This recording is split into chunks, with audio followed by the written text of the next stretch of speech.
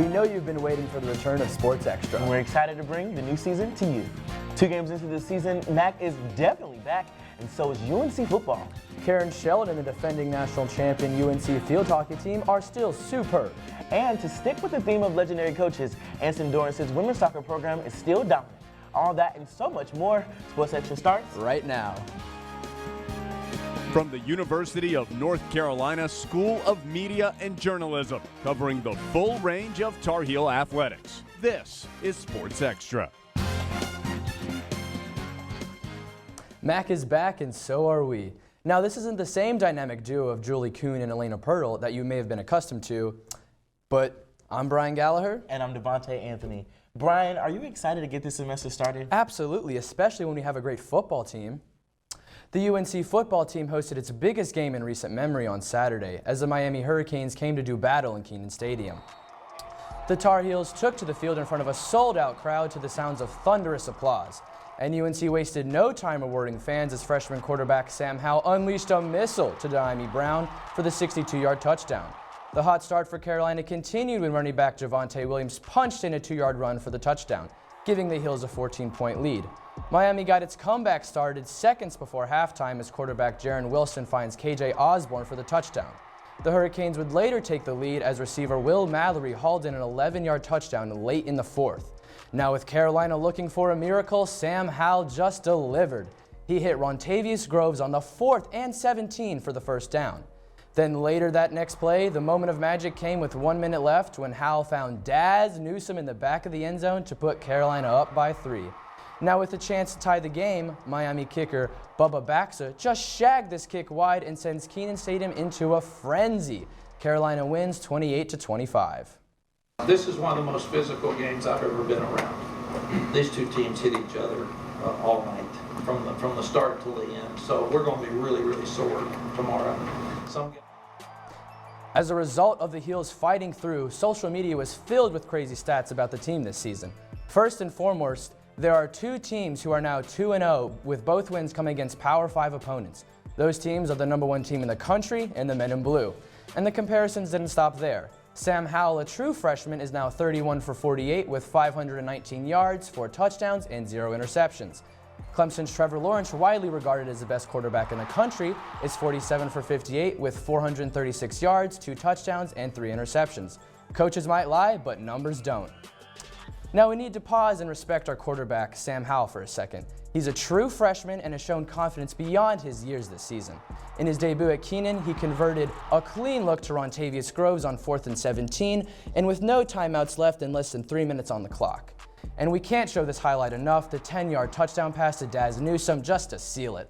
Howell ended with 274 passing yards and a doctor's diagnosis of ice in his veins. And to give us more insight about what's really going on with UNC, football analyst Caroline Boyer is in studio. Caroline, is MAC back? Yes, Brian. Tar Heels, can you believe we are 2-0 this season in football? That isn't something we've been able to say in a while. This game had a completely different turnout than last year's, with Miami cutting Carolina open to a tune of 47-10. Not this year, because MAC set us up to win. Carolina's ability to defend field goals and put pressure on the kicker was a big piece of the Heels' success. Miami had a chance to tie the game at 20 in the third quarter, but Jason Strobridge blocked kicker Bubba Baxa's field goal attempt, and the crowd goes wild and Kenan is popping. The Hurricanes had a chance to tie the game in their last possession, but failed when Baxa's 49-yard field goal attempt swung wide left. And let's not leave out Sam Howell's stellar performance, including this pass to Daz Newsome for a touchdown with 1:01 left to help the Heels rally past the Hurricanes. We have some Friday night football this week as the Heels play Wake Forest in Winston-Salem. Wake is favored to win by 2.5 points. This will be Carolina's 3rd game of the year against a Power 5 team. Not many teams can say that. I don't want to get too ahead of myself, but if the Heels take this win, UNC has a serious shot at a bowl game. Wake is also 2-0 for the season, coming off a win against Rice. One of the keys for Carolina is making sure the running game is on point. Rice only had 67 rushing yards against Wake. Getting the running game going early and often will make life easier for true freshman quarterback Sam Howell. One of Wake's top priorities should be to put pressure on Howell. He's been very comfortable these past 2 games. Justin Sternad is the player to watch on defense. He had 105 tackles last season and leads the team in tackles so far this season. I'm predicting another win for the Heels. Yes, Wake stopped Rice's running game, but Carolina has so much depth at the running back position, there's no way Wake can stop it. Brian, all I have to say is Mac is back, and fans hope the team can keep this same energy when the Heels play Wake on Friday. Thanks, Caroline. So, Devontae, that was a great game. Yeah, And it was a great 4th and 17 play converted by Sam Howell. I can't even do that in Madden. I don't know about you. Well, I don't play Madden, but one thing I do know is that we are experiencing the return of the Mac.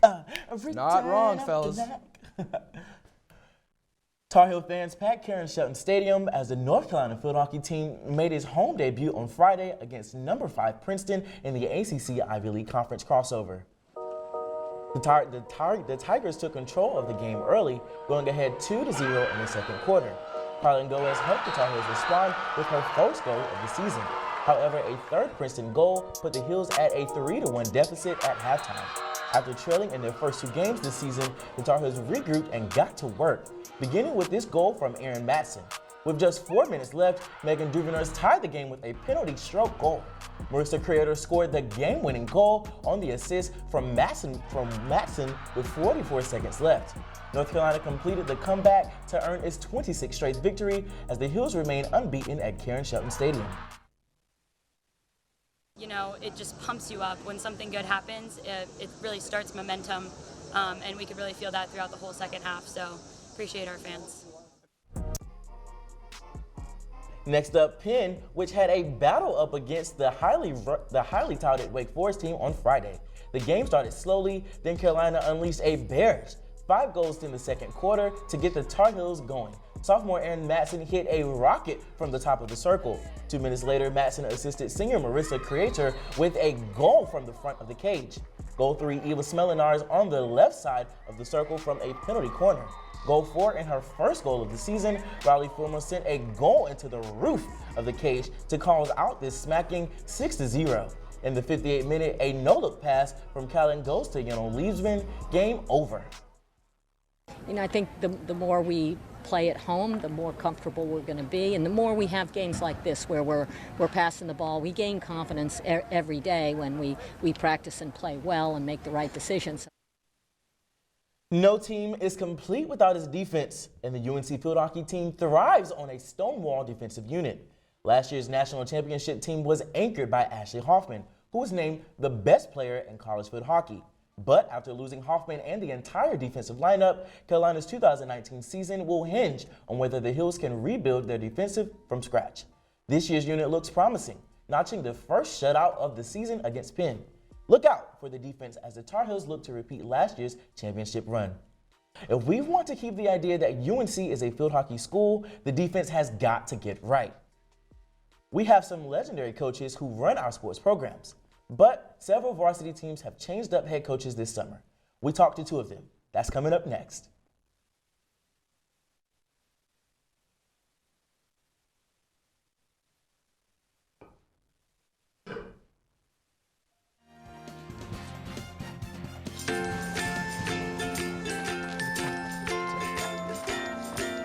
All right, crew, let's get started. Sure.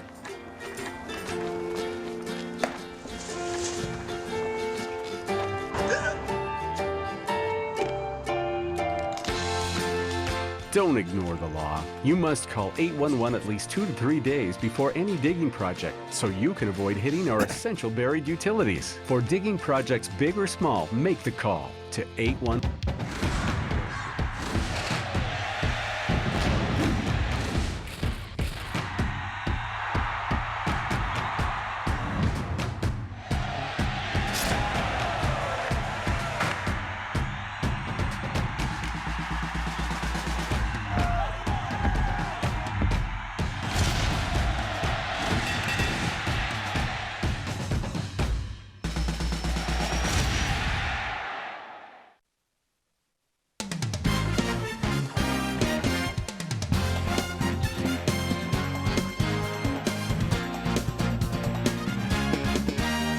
The undefeated women's soccer team dominated UNLV 8-0 on Sunday.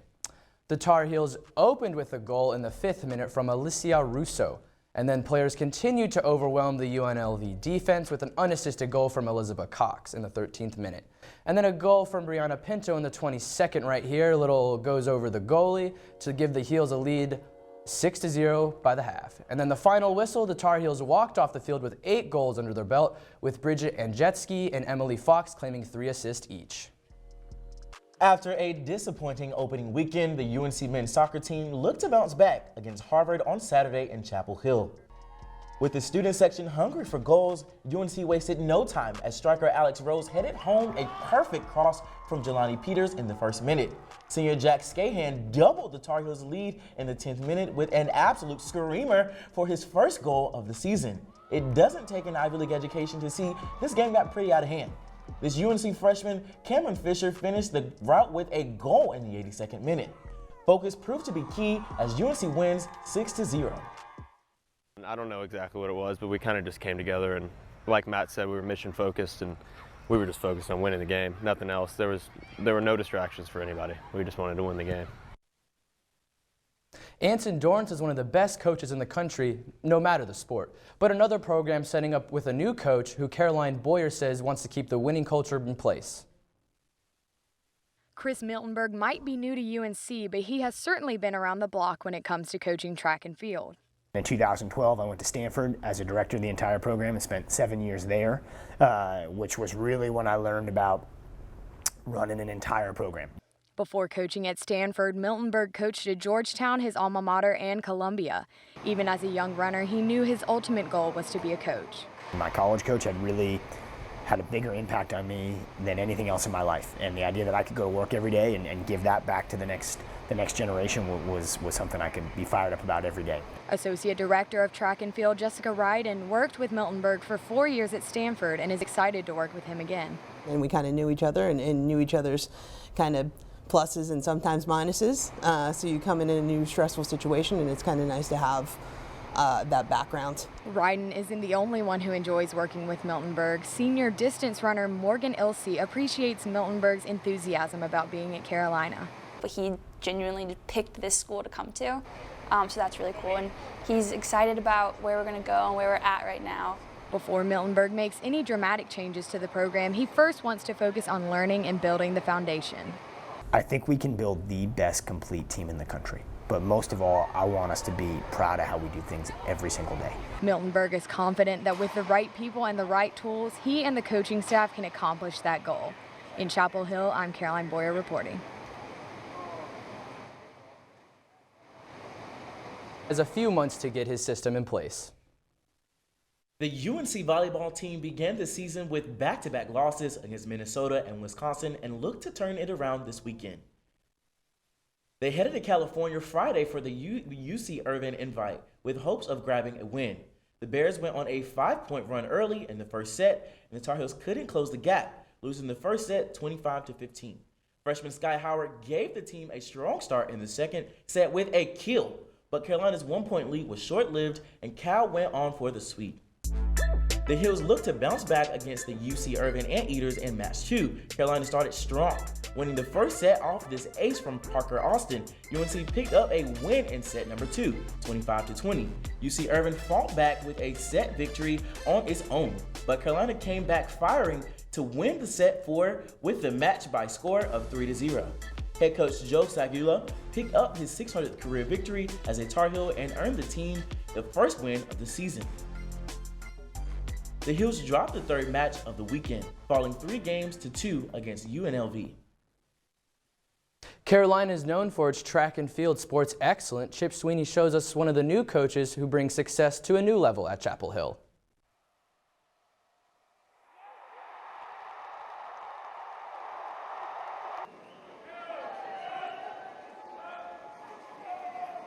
I'm Coach Mark Engloff, and I'm a Tar Heel.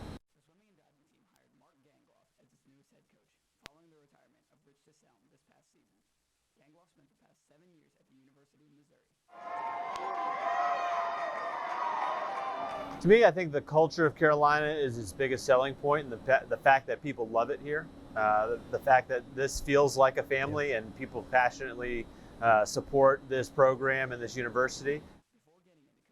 Well, I'm excited for a new season of Sports Extra. We have a great crew around us, and I thought this was a pretty decent show, Devontae. Yeah, I agree. Well, that'll do it for our first show. Thanks for watching, and have a good afternoon.